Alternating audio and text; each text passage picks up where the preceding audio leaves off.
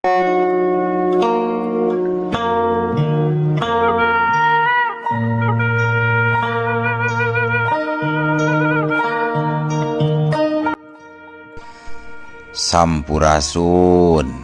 Wadia Balad ATE official di mana wae ayana.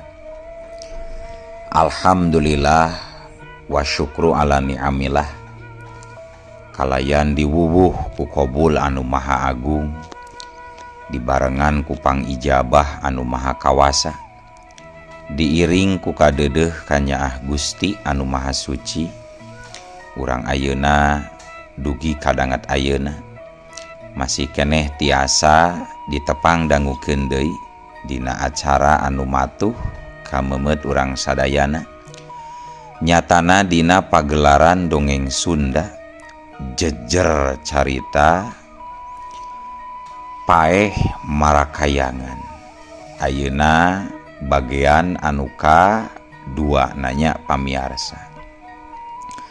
Ieu dongeng mangrupikeun buah karyana Kang Ian Aditya ti palihan Rancah Ciamis. Kangge Kang Ian ngahaturkeun rewu nuhun laksa ketik kabingahan rehna parantos ngintunkeun naskah sakaligus ngawedian mamang kangge medar ieu dongeng dina Kandaga ATE official ieu. Atuh sumangga kanu teu acan subrek kantun subrek heula ngarah langkung pogot sareng langkung sumanget deui ka si mamangna dina enggoning medar ieu dongengna. Nging hilap di like di komennya nu saseueur-seueurna. Laina naon mamang masok bingah kitunya upami maosan komentar-komentar ti para wargi sadayana teh. Kalintang bingahna deui upami mah link video mamang ieu dipangserkeun atanapi dipangbagikeun. Atuh ngarah teu nyangkolong tingkana waktos sumangga ayeuna mah urang lajengkeun deui dongeng Paeh Marakayangan bagian anu ka-2 na. Kumaha salajengna sora cekopina betot simutna pagan heula tali kolorna bisi morosot merezel morozol uzel-uzelan di tengah jalan. Tempak dong dong tes.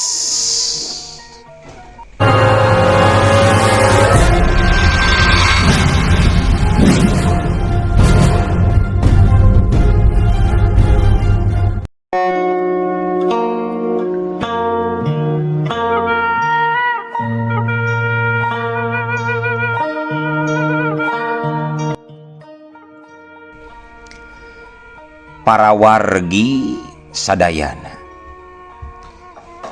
caturkeun dina wanci kajanarinakeun kira-kira tabuh 2an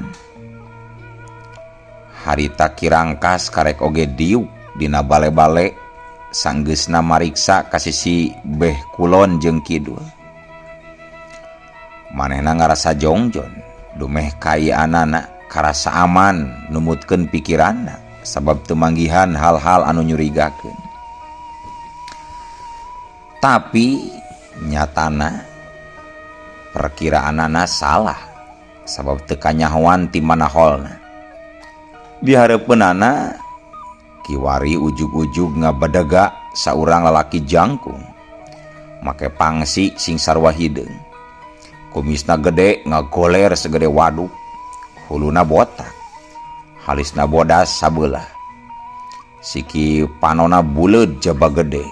Kitu deui sorot panona nunjukeun yen eta jalma teh saurang manusia anu kejam tur telenges.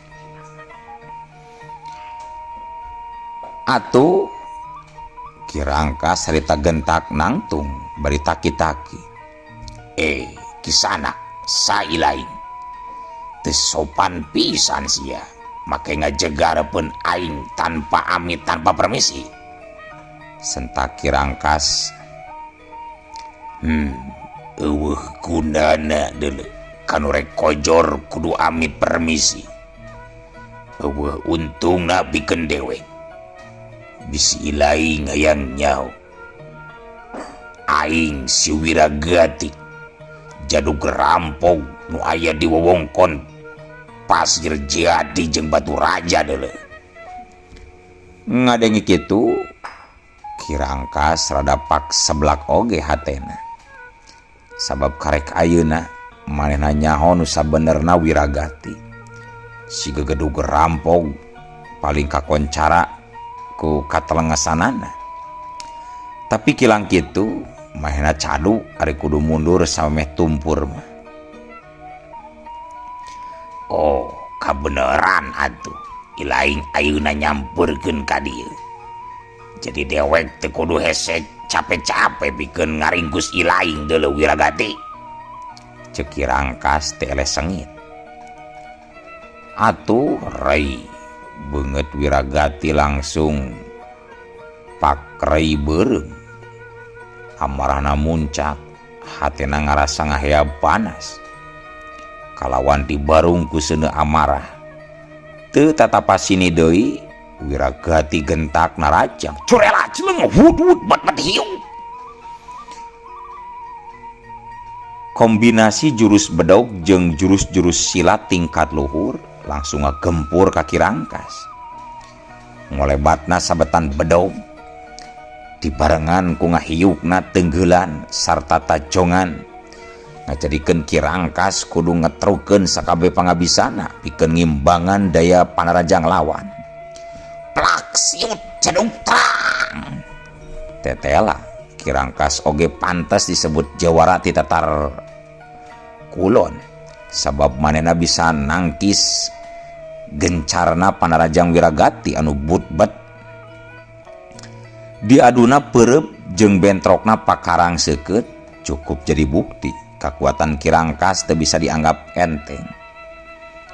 Harita Wiragati gentak ningkatkeun seranganana sanggeus nyaho hebatna kakuatan lawan. Hiung des. Panarajangna beunang deui ditakis. Sedangkan Kirangkas kiwari malik narajang. Wudu siut ras. Sabetan bedog Kirangkas dina waktu nu kawilang cepat geus mampu nyoehkeun kulit beuteung Wiragati.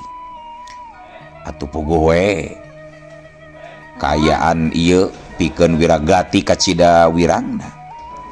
Kalawan dibarengan kunahan kanyeri manehna gancang males narajang.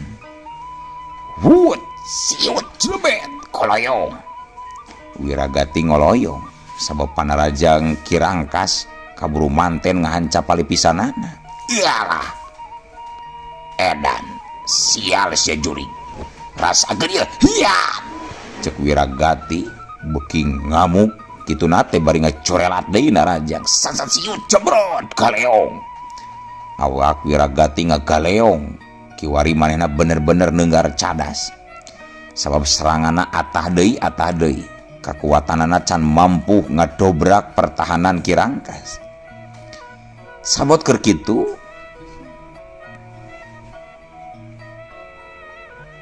hiu wut cobet ada tenggelan Kirangkas nyayang deui kana tulang pipik Wiragati. Bangsat sia curing. Cek Wiragati bari ngababadkeun bedogna ngalatuur Kirangkas. Wut hiu gajeleng. Kirangkas terikat ngagajeleng demi nyingkahan ganasna sabetan lawan. Tapi sakali ieu mah Kirangkas apes. Sabab Ki Durja ujug-ujug datang bari narajang ngabongohan ti stokangeunana. Curela celeng hucras alah. Kirangkas pundukna beunang katigas alatan dibongohan ku si Durja. Cer.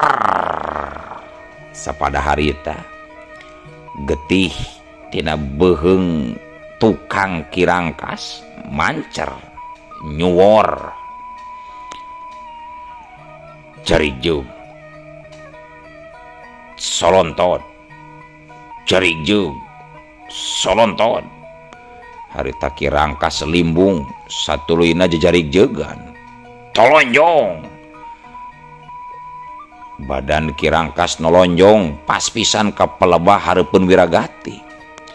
Kayaan ieu tangtuna jadi kesempatan hade pikeun Wiragati. nu matak nu mawi hulu botak katinggang awi teu talangke deui. Wiragati langsung nuncelkeun tungtung bedaugna kana beuteung Kirangkas. Wut siap cerep.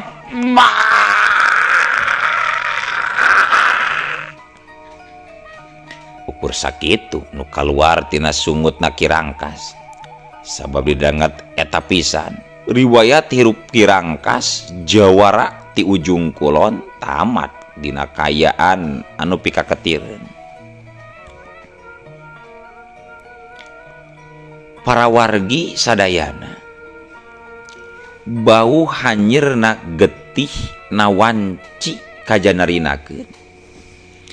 Tetela can bisa ngeureunkeun tindak laku jahatna gorombolan garong anu dipimpin ku si Wiragati. Najan 5 centengna Juragan Wijaya kabeh geus tumpur teh nu nyesa.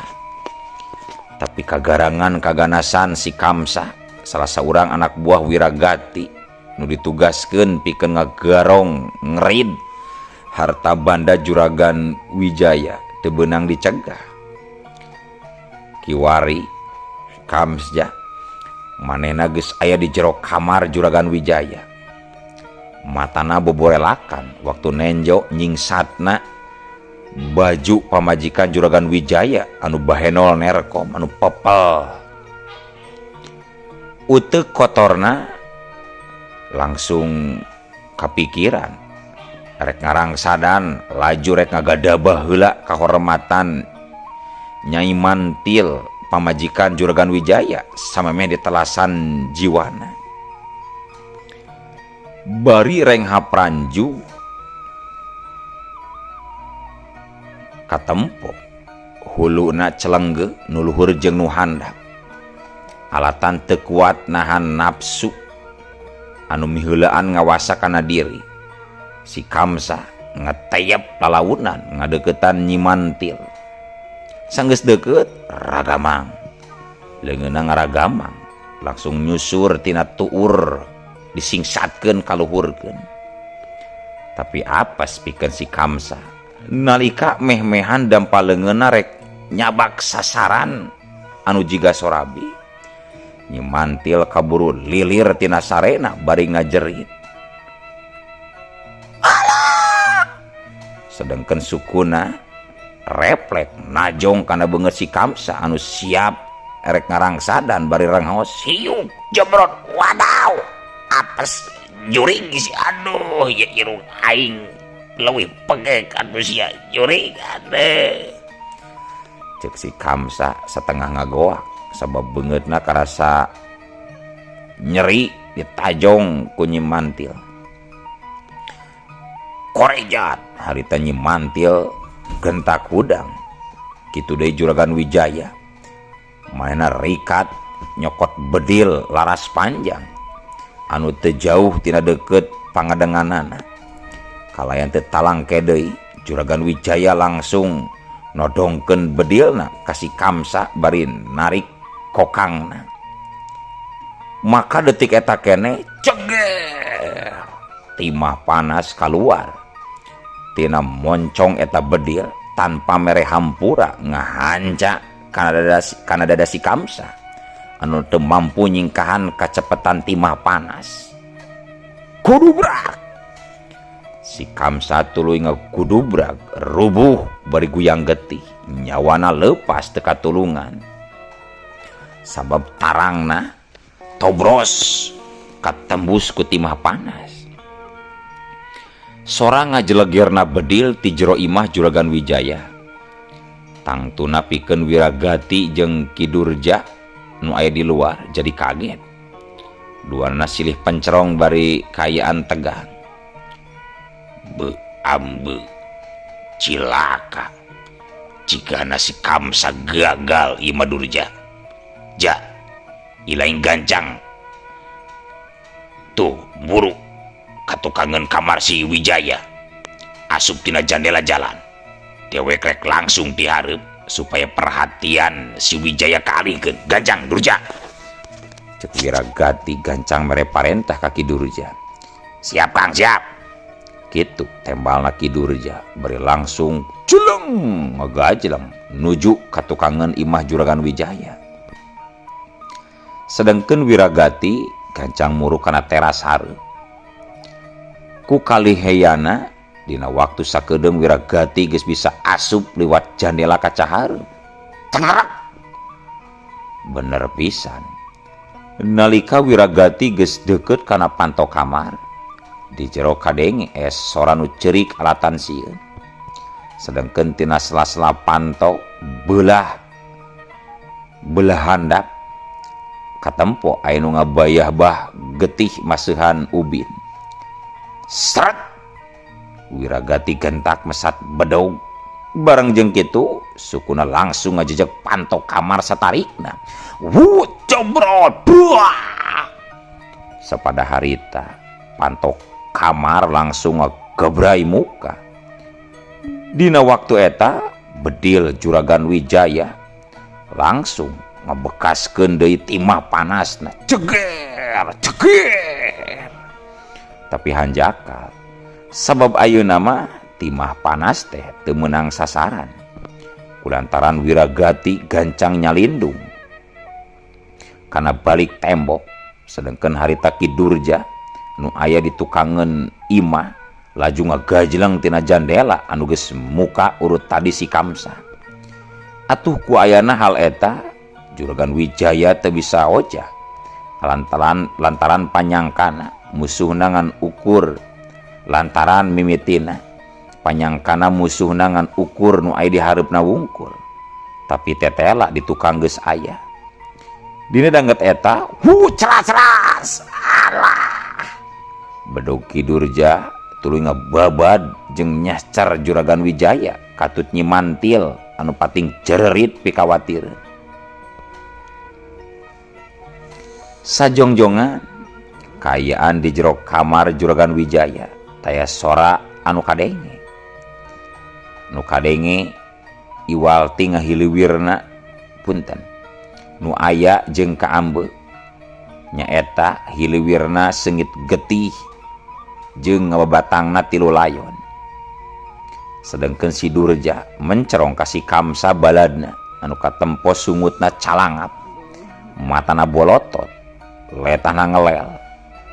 Kayaanana estu jiga nu tas manggih kasieun nu pohara atau memang malakal maut nyabut nyawa si Kamsa disakalikeun dirarad tanpa mere ampun. Di antara bekuna waktu janari tiluhureun suhunan imah kadenge sora manuk koreak jeung manuk jurig patembalan jiga ngahaja pikeun nambahan rasa geuman di eta imah. Selang 5 menit ka hareup Wiragati po kadenge cumarita ka si Durja. Durja, gancang kerin sakabe perhiasan jeung duit Juragan Wijaya euy. Gancang asupkeun kana karung. Kotek tak kabeh tiap wadah kade ulah nu tinggaleun atau nu kaliwat. Bawa kabeh kerin gubung. Siap Kang, siap.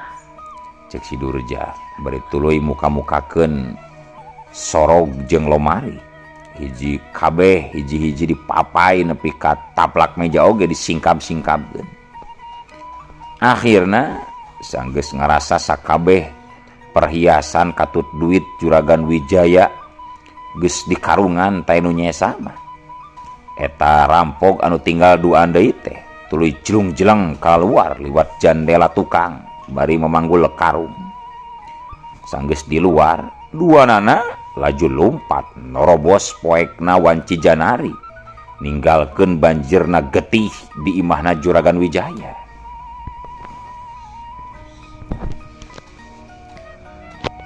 Para wargi sadayana caturkeun dina poe isukna. Isuk-isuk kene warga lembur Pasir Jati digehgerkeun ku kapanggihna layon Kirangkas jeung papada baladna kaasup korban sejena nyaeta kulawarga Juragan Wijaya anu sarua palastra bari dina kayaan pikangeneseun. Kajadian eta nimbulkeun kagemparan anu luar biasa, utamana di wewengkon Pasir Jati, Baturaja jeung Kabupaten Bandung. Sabab dina ngalakukeun tindak laku kajahatanana garong anu dipimpin ku Wiragati teh kacida ganas kejam tur telengesna teu nyesakeun seorang-orang acan panggesi imahna nu hirup. Tapi anehna, najan pihak anu berwajib polisi teh ngaranna geus ngerahkeun pasukanana pikeun maluruh gorombolan garong si Wiragati anu dicurigana. Nepi ka sabaraha bulan lilana can kapanggih keneh wae. Kayan eta tangtuna nimbulkeun kahariwang pikeun sakumna warga Pilemburan, khususna nu aya di Pasir Jati jeung Baturaja. Komo lamun mangsa peuting sumanding kayanana beki leuwih pikakeungeun.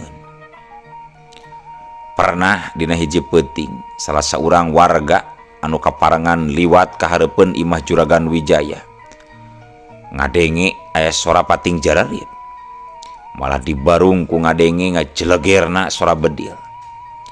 Atuh dumasarkan hal eta nya ti harita oge teu pernah aya manusia anu kumaha wani ngulampreng atawa ngalanto boro-boro ari asup ka pakarangan agreng sigrongna imah almarhum Juragan Wijaya. Sabab ku ngadengena oge jalma nu nyahoeun kana asal usulna mah geus birat manten. Kajadian eta lumangsung cukup lila turun tumurun nepi ka 30 tahun ti saprak harita. Rajapati di imah Juragan Wijaya caritana masih keneh jadi bahan catur anu ngalegenda pikeun urang Pasir Jati. Para wargi sadayana caturkeun 30 tahun satu tas kajadian Rajapatina di imahna Juragan Wijaya. Kira-kira tahun 1880-an. Saurang wanoja blasteran Sunda jeung Walanda katempo kulitna koneng langsat, sikipanona biru, buukna semu hideung perang, awakna jangkung leutik sampulur, irungna mancung teu nampleh jika katejak munding, bibirna ipis tur beuyeum lain pupulasan. Ahli dina widang kabidanan kalayan dibaturan ku saurang ibu-ibu pembantuna anu ditugaskeun ti kota Bandung pikeun ngemban pancen mulia di lembur Pasir Jati jeung sakuliahna. Sabab di lembur Pasir Jati kabeneran can aya tanaga medis ti baheulana mula. Neng Diah Pandeblom der Indes C Bergesteden, kembang ti pagunungan Hindia Walanda eta teh ngaranna. Panjang-panjang teh ngarananya. Kitulah nu katelahna eta bidan lajang teh jeung Biparsih pembantuna datang ti kota nuju ka lembur Pasir Jati dina kayan mancen tugas kawilang berat. Maklum ngaranna di lembur singkur sagalana warurat ku fasilitas, malah kapan listrik PLN oge can asup ka lembur Pasir Jati tahun 80-an. Tapi kilang kitu oge aya ari listrik tanaga desa lemah. Nganya kitu cahayana teu pati caang sabab nu makena oge lobaan, sedengkeun kakuatanana ngan ukur saeutik. Neng Diah atawa bidan Diah datangna ti kota teh langsung nuju ka kantor desa pikeun nepungan pakuwudahlan salaku pamimpin di Pasir Jati. Dina poe eta Neng Diah datang teh meuni samobil pinuh lantaran eusi mobilna rebo ku babawaan sabangsaning parabot pakaian jeung paralatan bidan liana. Harita pakuwudahlan jeung jajaranana tangtuna kacida bungaheunana pisan ku ayana bidan diah di lemburna. Sabab salila mang puluh-puluh tahun oge karek danget harita pisan aya saurang tenaga medis anu ditugaskeun di desana. Kuwudahlan gancang ngabagiakeun ka tamuna anu karek jol datang. Ai bagia nyai neng ibu wilujeng sumping mangga colok punten mangga calik mung hapunten bilih kirang nyugemakeun da mung sakieu buktos nari di kampung Baulisung mah Bu. Teu sawios-wios Pak, cekap ieu oge nepangkeun abdi diah sareng ieu badega abdi namina Bu Parsi. Walon bidan diah bari unggek tandana ngahormat ka pribumi. Nu satuluyna padahalan oge ngawanohkeun diri bari sasalaman dituturkeun ku para bawahanana anu sarua milu ngawanohkeun ngaran masing-masing. Sanggeus sararea dariuk padahalan kadenge cumarita. Loh, hapunten Bu sateu acana. Hapunten ya Bapak miwah parangkat desa Pastir Jati bade ngahaturkeun nuhun ka salira dumetos kersa ditugaskeun di tempat anu sagalana walurat. Kaduana tangtuna Bapak di dieu ngucap syukur alhamdulillah ku ayana bantosan ti pamarentah khususna Ibu anu Ridho Galih kersa ngemban pancen kangge ngalaksanakeunana di dieu. Sareng nu katiluna kanggo pitempateun Ibu mah ku Bapak tos disayogikeun dina tilas bumina Juragan Wijaya. Ongko kaleresan tempatna oge sae kene sok sanaos eta bumi teh umurna langkung ti 40-50 tahunan. Atun salajengna bilih nyai atanapi Ibu mereyogikeun bantosan anu sanesna manggawe kantun nyarios ka Bapak atanapi ka kersana Pak Kholis. Anjeunna teh salaku juru tulis di desa ieu sakaligus wakil Bapak. Mohon mangga Pak. Sami-sami abdi oge ngahaturkeun nuhun. Rena abdi tos ditampi di desa ieu. Teu sawios-wios Pak. Dari namina tugas mah di mana wae oge ditempatkeun kedah ditampi. Ongko eta matos janten kewajiban kangge abdi pribadi salaku bidan. Mung ieu teh nada siapunten we. Kumargi abdi teh aya pamundut sakedik Pak. Walon bidan diah bari ngomekeun buuk panjangna anu ngarumbai kana pipi mulusna. Bade aya pamundut naon gitu nyi? Sok we nyarios. Mudah-mudahan we Bapak di dieu tiasa nyumponanana. Abdi nyuhunkeun tanagi kanggo keamanan di sakitar Rompo. Maklum kapan abdi mah istri sadaya, maklum abdi mah istri sadaya. Janten bilih aya kapriogian ngadadak abdi teu kedah tebih-tebih milari bantosan. Atuh ari perkawis gaji nama uyos ku abdi ditanggung Pak. Anu penting mah aya jalmi anu sanggemeun gitu ngantosan di bumi anu bari tempatan ku abdi. Oh gitu, nya mangga wae atuh nyi. Ke Bapak rek miwarang Mang Eso hansip di desa ieu nya. Insyaallah anjeunna pasti kersaeun. Nya hatur nuhun atuh sateu acan oge Pak. Pangenten mung sakitu heula pamundut ti abdi mah Pak. Kitu cek bidan diah harita. Nu satuluyna sanggeus ngarasa obrolanna cukup mah bidan diah katut Bu Parsih badegana alundur diri di kantor desa kalawan dianterkeun ku Padahlan jeung Pak Kholis. Sanepina ka imah anu tetela eta imah teh kurut Juragan Wijaya anu pangheulana ngabagiakeun rombongan bidan diah teh nyaeta sagorombolan kalong nalika nepi ka imah ka langsung pating gayabag jeung pating karwek eta kalong disada bari pak buriak kaliber dumeh ngarasa tempatna bakal kalindi. Ti jero imah kadenge pating golombrang sada parabot ragragan disusul ku ngabalecirna beurit. Maklum kapan aya kana 30 tauna imah Juragan Wijaya can kungsi anu ngeusian deui. Jadi wajar mun di jerona loba dipake nyayang ku beurit jeung nu sejena. Harita bidan Diah jeung Biparsi katut padahlan jeung Paholis. Tetinggaleun Mang Esok anu bakal jadi pangladen ti Budiah. Limana ngajanteng dina teras hareup anu kandal ku kakabul.